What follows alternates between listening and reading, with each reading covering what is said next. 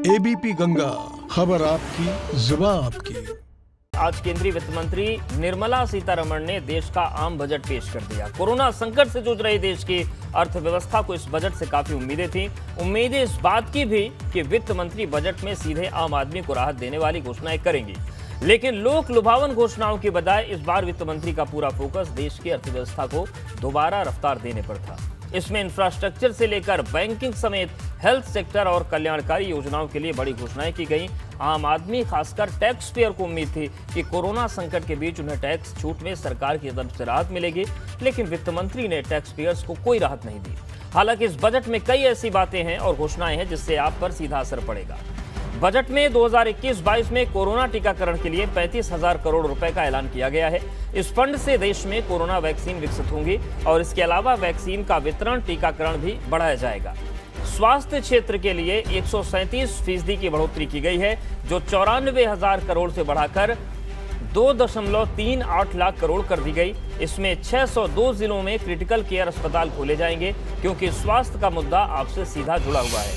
Budget में petrol diesel पर कृषि सेस लगाया गया है, लेकिन स्वास्थ्य की पहले हम बात कर रहे हैं तो स्वास्थ्य क्षेत्र में एक बड़ा एलोकेशन हुआ है। 94,000 करोड़ से सीधे 2.38 लाख करोड़ हो गए हैं और 602 जिलों में क्रिटिकल केयर अस्पताल खोले जाएंगे। स्वास्थ्य क्षेत्र के बजट में 137% की बढ़ोतरी की गई है। और अब बात करते हैं कृषि की, तो कृषि के सेस लगाए गए पेट्रोल डीजल पर। अब पेट्रोल 2.5 रुपए और डीजल 4 रुपए महंगा हो गया है। बजट में बैंक खाता धारकों के लिए बड़ा ऐलान किया गया है, जिसके तहत अब अगर कोई बैंक डूबता है तो खाता धारक के 5 लाख रुपए तक सुरक्षित रहेंगे, जबकि पहले यह रकम बैंक डूबने पर सिर्फ 1 लाख थी। बजट में पुरानी निजी गाड़ियों के लिए नई स्क्रैप पॉलिसी का ऐलान किया गया है, जिसके बाद अब पुरानी गाड़ियां 20 साल तक चलाई जा सकेंगी, जिन्हें पहले सिर्फ 15 साल बाद स्क्रैप कर देने की पॉलिसी थी। आज के आम बजट में सीनियर सिटीजन को सरकार ने बड़ी राहत दी है। तो बैंक के मामले में राहत यह है कि बैंक अगर डूबता है तो 5 लाख तक सुरक्षित रहेंगे, पहले ये 1 लाख रुपए ही था। और जो सीधी आपसे जुड़ी बात है वो ये कि पुरानी गाड़ियों की जो स्क्रैप पॉलिसी है, पहले 15 साल तक आप गाड़ियों का इस्तेमाल कर पाते थे, लेकिन अब 20 साल तक ये गाड़ी चलाई जा सकेगी। उसके बाद स्क्रैप पॉलिसी के अंतर्गत ये आएगी। इसके अलावा अगर आगे हम बात करें, बजट में जो सीधी आपसे जुड़ी बात है उसमें सीनियर सिटीजन को सरकार ने राहत दी है, जिसके तहत अब 75 साल या उससे ज्यादा उम्र वालों को आयकर रिटर्न भरने की जरूरत नहीं होगी। वित्त मंत्री ने शहरी जल जीवन मिशन के लिए 2,87,000 करोड़ का भी ऐलान किया है। तो 75 साल से ज्यादा उम्र के लोग जो हैं उन्हें इनकम टैक्स रिटर्न भरने की जरूरत नहीं है। शहरी जल जीवन मिशन के लिए 2,87,000 करोड़ रुपए का ऐलान किया गया है। इससे देश के 4,378 शहरों में घर घर पानी पहुंचाया जाएगा। साथ ही 500 शहरों में पानी से जुड़े कचरे के मैनेजमेंट की व्यवस्था की जाएगी। और सरकार ने अफोर्डेबल हाउसिंग टैक्स की छूट की मियाद 1 साल और बढ़ा दी है, जिसमें 1.5 लाख रुपए टैक्स छूट दी जा रही है और ये योजना अब 31 मार्च 2022 तक लागू रहेगी। बजट में कृषि कर्ज का लक्ष्य 1.5 लाख करोड़ किया गया है, जो अब 15 लाख करोड़ से 16.5 लाख करोड़ हो चुका है। इससे पीएम किसान सम्मान निधि के लाभार्थियों को किसान क्रेडिट कार्ड से आसानी से ज्यादा लोन मिल पाएगा। इसके अलावा अगर हम बात करें सोने चांदी की, तो सोने चांदी पर कस्टम ड्यूटी भी 2.5% घटाकर 7.5% कर दी गई है, जिससे सोने और चांदी की कीमतें अब कम हो जाएंगी।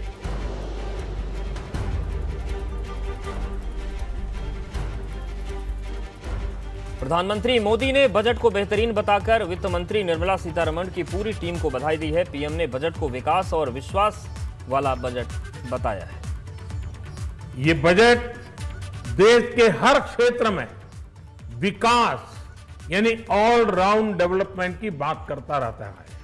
जिन सिद्धांतों को लेकर चले हैं वो हैं ग्रोथ के लिए नए अवसरों, नई संभावनाओं का विस्तार करना, युवाओं के लिए नए अवसरों का निर्माण करना, मानव संसाधन को एक नया आयाम देना, इंफ्रास्ट्रक्चर निर्माण के लिए नए नए क्षेत्रों को विकसित करना, आधुनिकता की तरफ आगे बढ़ना, नए सुधार लाना। और मुख्यमंत्री योगी आदित्यनाथ ने भी इस बजट की तारीफ की है और कहा कि इसमें किसानों गरीबों का ध्यान रखा गया है। साथ ही पहला पेपरलेस बजट है जिसमें डिजिटलाइजेशन पर जोर दिया गया है। अगर हम किसानों की बात करते हैं तो ये सर्वविदित है कि लागत का 1.5 गुना दाम प्रधानमंत्री मोदी जी ने देश के किसानों को दिया। 1000 अतिरिक्त मंडियों को ई नाम के साथ जोड़ने की जो कार्रवाई हुई है, कार्रवाई की घोषणा हुई है, ये वास्तव में किसानों को लागत का 1.5 गुना दाम देने की गारंटी का एक माध्यम बनेगा। हमने पहली बार देखा है कि पेपरलेस बजट ही नहीं आया, बल्कि अब इस बजट में पेपरलेस बजट ने भारत के इतिहास का पहले पेपरलेस बजट ने डिजिटल जनगणना की भी घोषणा की है। यानी सारी चीजें अब डिजिटल फॉर्म में आ रही हैं। ये सुविधाजनक भी होगी और व्यवहारिक भी होती हुई दिखाई देंगी।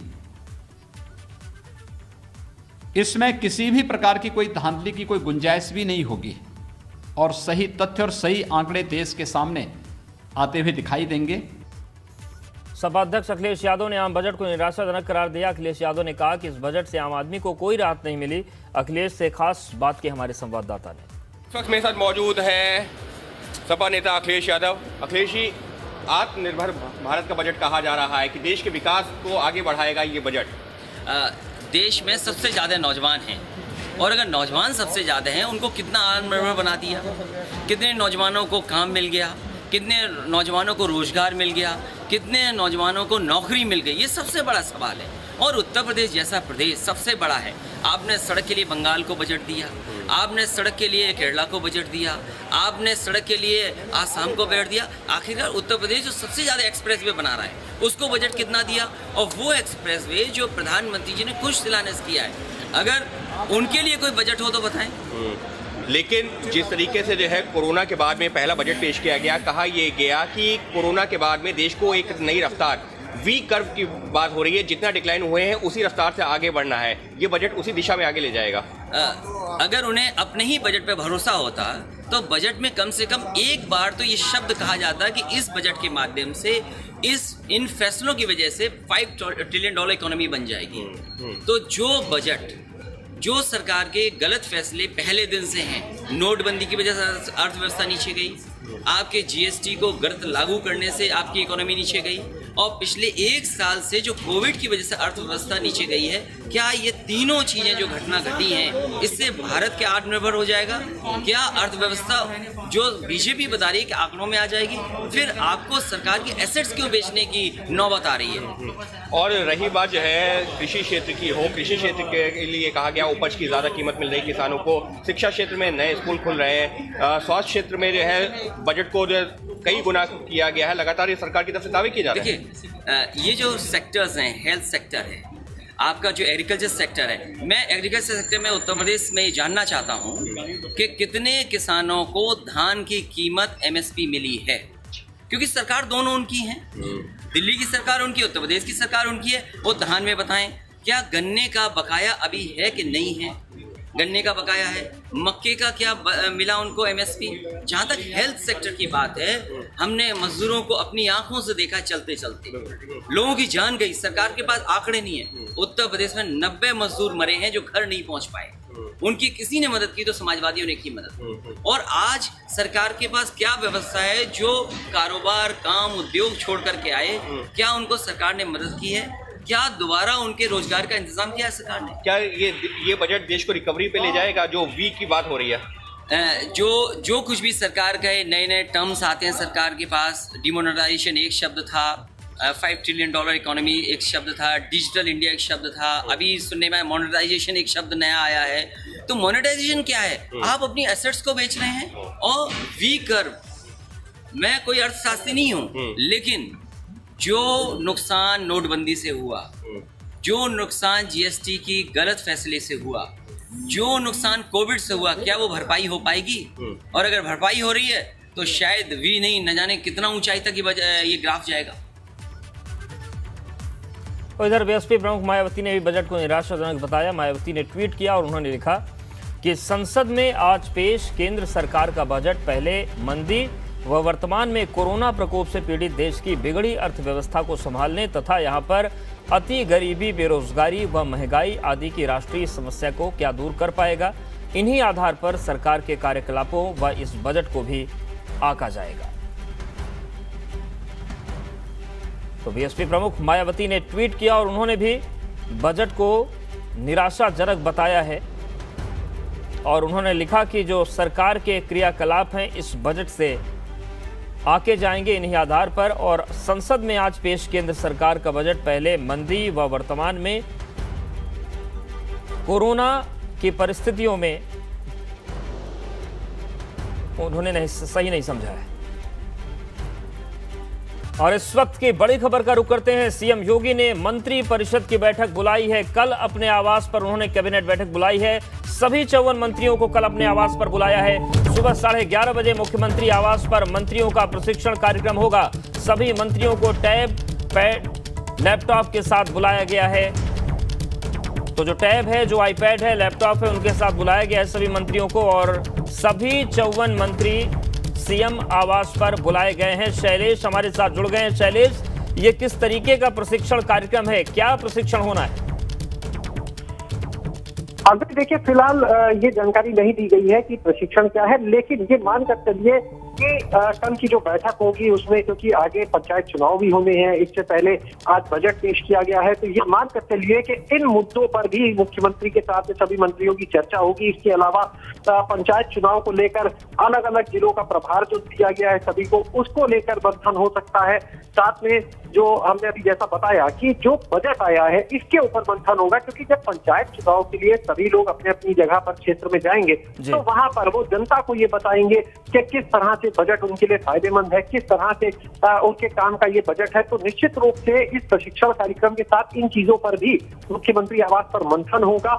और फिलहाल अभी ये जानकारी नहीं बताई जा रही कि प्रशिक्षण में और क्या क्या चीजें शामिल की जाएंगी, लेकिन ये 2 चीजें मानी जा रही है, लगभग 6 मानी जा रही है कि इनके ऊपर मुख्यमंत्री के साथ में चर्चा होगी। यही वजह है कि कैबिनेट मंत्री, राज्य मंत्री, स्वतंत्र प्रभार और जितने भी बाकी राज्य मंत्री हैं उन सभी को मुख्यमंत्री आवास पर सुबह 11:30 बजे बुलाया गया। काफी अहम ये बैठक मानी जा रही है।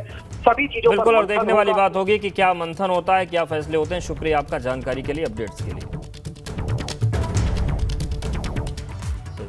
लखनऊ की विभूति खंड इलाके में मौजूद समिट बिल्डिंग में बार में जमकर मारपीट हुई। यहां पर युवतियों और युवकों के बीच जमकर लात घूंसे चले। हालांकि इस दौरान बार में मौजूद सुरक्षाकर्मी तमाशबीन बने रहे। तस्वीरों में आप देख सकते हैं कि किस तरीके से कुछ लोग मिलकर एक युवक को बुरी तरीके से पीट रहे हैं। वहीं मारपीट की घटना के बाद पुलिस मौके पर पहुंची और बार और समिट बिल्डिंग को सीज किया।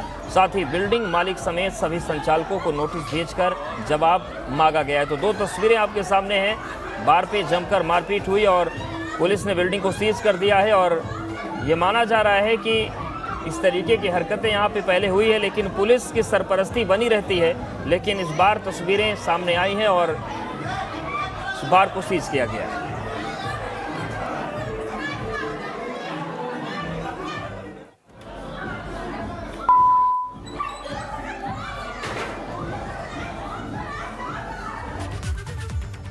मऊ जिले के कलेक्ट्रेट परिसर में मारपीट का हैरान कर देने वाला मामला सामने आया है। यहां पर सपा के एक नेता करणी सेना के जिला अध्यक्ष ने जमकर पिटाई कर दी।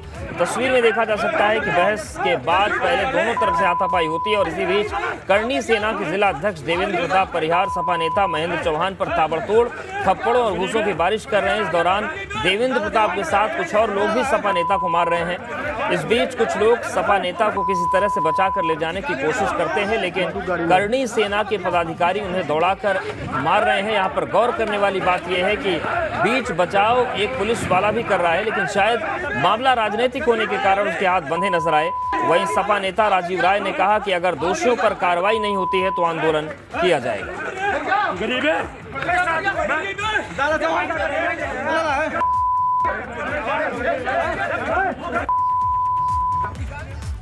लखनऊ में सरकारी अधिकारियों की उदासीनता की, जिसमें एक युवक ने आत्मघाती कदम उठा लिया। विधानसभा के सामने आत्मदाह करने की कोशिश की युवक ने। युवक कन्नौज जिले का रहने वाला है और युवक का आरोप है कि लेखपाल पुष्पकांत मिश्रा और प्रधान राजनारायण गुप्ता ने उसकी जमीन शिव कुमार नाम के शख्स को कब्जा करवा दी, जिसकी शिकायत वो कई बार अधिकारियों से कर चुका था, लेकिन कोई सुनवाई नहीं हुई और इसी बात से परेशान होकर युवक ने खुद को आग लगा ली। हालांकि मौके पर मौजूद पुलिस ने किसी तरह आग बुझाकर युवक को अस्पताल में भर्ती कराया। बताया जा रहा है कि युवक 30% तक जल गया है। तो देखिए, लखनऊ की तस्वीरें हैं। विधानसभा के सामने युवक परेशान था अधिकारियों के रवैये से और उसने आत्मदाह कर ली। हालांकि वहां पर जो लोग थे उन्होंने आग बुझाने की कोशिश की और अब सवाल ये उठ रहा है कि आखिर युवक जब अधिकारियों के दर-दर भटक रहा था तो उसकी मदद क्यों नहीं की गई।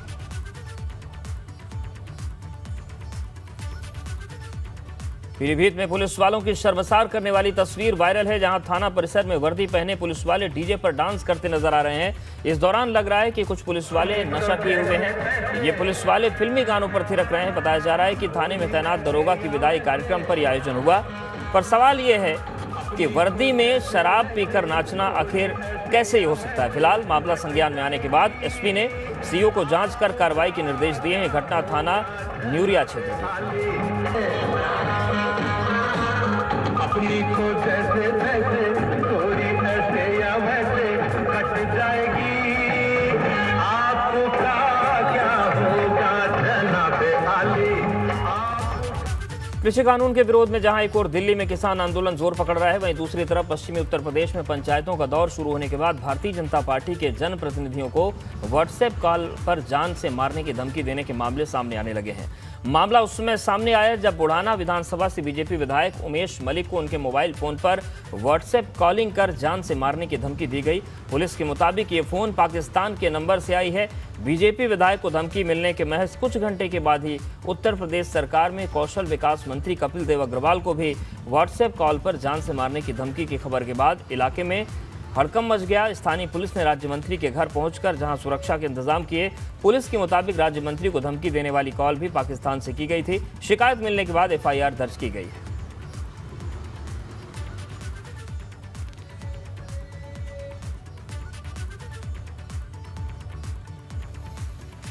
और गोंडा जिले के कटरा बाजार के मथुरा बाजार से जुड़ा हुआ मामला, जहां दबंगों ने अनुसूचित जाति के कब्रिस्तान पर कब्जा कर लिया। यहां पर उत्तर प्रदेश के मुखिया योगी आदित्यनाथ भूमाफियाओं के खिलाफ कठोर कार्रवाई के निर्देश दे रहे हैं, तो वहीं भूमाफिया द्वारा अनुसूचित जाति लोगों के कब्रिस्तान को कब्जा करने पर तुले हुए हैं, जिसमें लोगों में रोष है।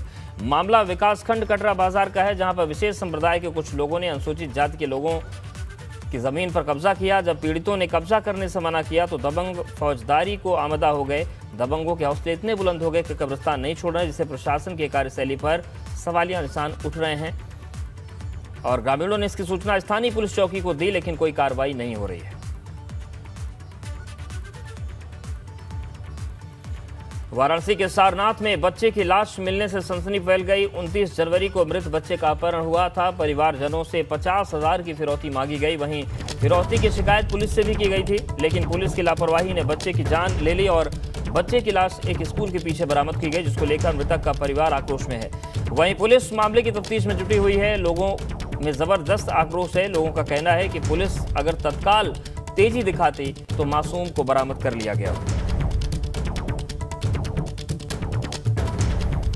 तो सारनाथ से 29 जनवरी को बच्चे का अपहरण हुआ था और वाराणसी में अपहरण के लिए बच्चे का शव मिलने से हड़कंप मच गया। परिवारजनों से 50,000 की फिरौती मांगी थी। पुलिस पर लगातार लापरवाही के आरोप लग रहे थे और अब लोगों में भारी गुस्सा पुलिस के खिलाफ है। और एबीपी गंगा संवाददाता नीतीश हमारे साथ जुड़ गए हैं। नीतीश, पुलिस की कार्यशैली सवालों के घेरे में है, लोगों की मांग क्या है और पुलिस क्या दलील दे रही है? और देश अभी जो प्राथमिक स्तर पे सबसे बड़ी इसमें जो बात सामने आ रही है उसमें पुलिस का फेलियर साफ तौर पर सामने आ रहा है। हालांकि अभी पुलिस इस मामले की तफ्तीश कर रही है, लेकिन आपको बता दें कि 29 जनवरी को जिस तरह से अपहरण की घटना सामने आती है, परिवार वाले इस पूरे मामले को लेकर पुलिस से शिकायत करते हैं। शिकायत के बाद उससे फिरौती मांगी जाती है। अभी तक जो प्राथमिक तौर पर पुलिस का ये कहना है कि जब ये लोग फिरौती लेकर चौबेपुर रोड पर पहुंचे, जैसा कि लेटर में लिखा गया है कि चौबेपुर रोड, लेकिन उनको वहां पर कोई ऐसा व्यक्ति नहीं दिखाई दिया, कोई ऐसी जगह नहीं दिखाई दी जिससे उस फिरौती को लेकर सफलता नहीं मिली। उसके बाद आज जिस तरह से बच्चे की लाश मिली है, तमाम सवाल खड़े हो रहे हैं। सवाल एक ये है कि आखिर जब पुलिस के संज्ञान में मामला था तो अपहरणकर्ताओं तब कैसे लापरवाही हुई? शुक्रिया नीतीश जानकारी के लिए। और इस पूरे मामले पर एसएसपी का क्या कहना है वो भी सुनवाते हैं। जनपद वाराणसी थाना सारनाथ में 29 जनवरी को रात्रि में एक बच्चे के गायब होने के संबंध में एफआईआर दर्ज की गई। इस एफआईआर के दर्ज करने के बाद इस प्रकरण में पुलिस द्वारा सीसीटीवी व अन्य व्यक्तियों से पूछताछ के जरिए छानबीन की जा रही थी। कल सुबह इस परिवार के घर के पास उनको एक छोटा सा नोट मिला जिसमें 50,000 रुपये की मांग की गई थी। उस नोट में कोई समय तो नहीं लिखा था, लेकिन चौबेपुर रोड पर पैसा लेकर आने की बात कही गई थी। चौबेपुर रोड पर ये लोग गए भी, किंतु वहां पर कोई व्यक्ति मिला नहीं। आज घर के पास की ही लोकेलिटी में इस बच्चे का शव मिला है।